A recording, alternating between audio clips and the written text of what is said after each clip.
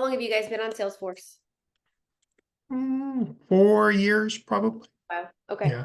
Now, has it worked well? Do you have other pain points, or is it just that you're looking for an integration with Sage? What's kind of the overall? Yeah. So the pain point for us is threefold. One is it doesn't play nice with the Sage version we have, although the Sage version we have, from what I understand, is very old. So, 100? so that's understandable. I think that's probably something that we created as an issue on our side by being on a very old platform. Um, the second challenge is that although Salesforce is the largest CRM in the world, um, we all like to think our businesses are different and unique. And so uh, what it doesn't do for us is, for example, I'll give a perfect example. So we may be working with a client who is a developer, and that developer is working with an architect and also working with a brokerage firm. And so we'd like to be ultimately able to, when we look at this opportunity with the developer, to be able to connect to the architect and the broker. So when we go to look at, for example, we want to see all the work we've done with that developer and which architects were primarily used with that developer and which brokers were primarily used, so that when we have a business conversation with them, we have that intelligence. And right now, if I work with a developer, I've got to put a note in the system, but then I got to look at the notes to say, okay, how many different architects has worked with this developer? I'd love to be able to have a profile for that architect, a profile for the broker, and a profile for the developer, and be able to link the three so I can see very quickly and very easily the interrelationship. Because for us, it's not only the client we're working with, it's all the other partners that we're working with. That's important to us. And then the second is the cost. So most of our organization are operational folks.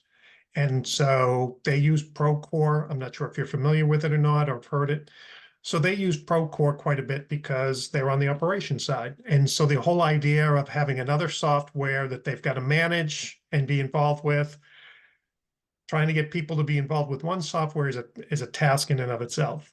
So if we can have a solution that is integrated with Sage, so that when they're talking to Sage and they're talking to the CRM, they're talking once instead of having to talk to Procore, Sage, and Salesforce Mm-hmm. that are separate and distinct units. So those are three primary pain points at this point. Yeah, that is very helpful.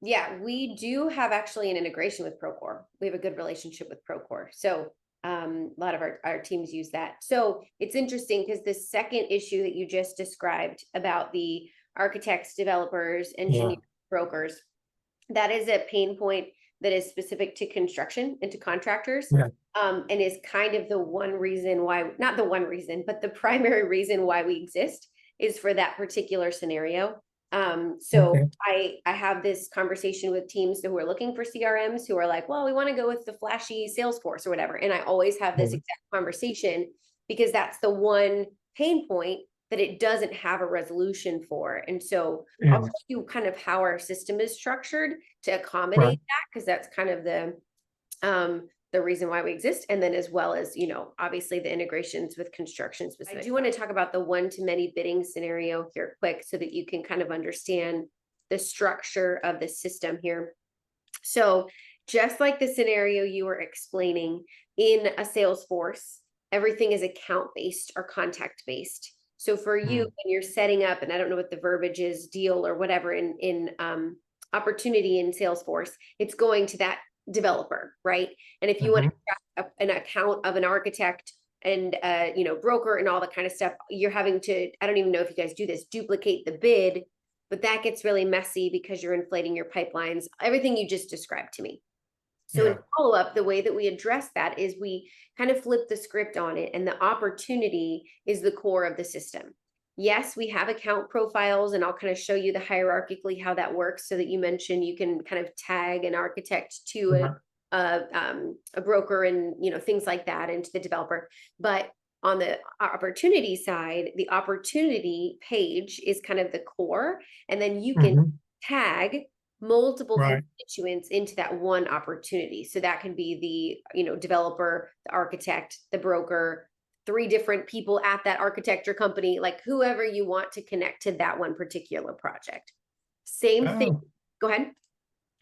so is there a limit? So in other words, is it, I'm sure there's a finite number. So is it up to 5 you can connect, or if say there was 8 different? No, I have one of my, I'll show you my sample project has like 10 on there, and I've never hit a limit. I've never seen somebody that Oh, wanted to put like 30, but no. yeah, Okay.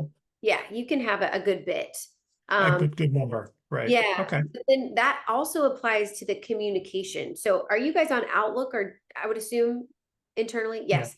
So with the Outlook integration, you can be tracking your email correspondence to the opportunities as well. And how this helps is that if you're doing 4 different opportunities with one developer, you can actually siphon the communication to the accurate opportunity, so that you're not just going to the developer's page and seeing all your emails of like project 5, 6, 7, 8, and 9 and sorting through them all.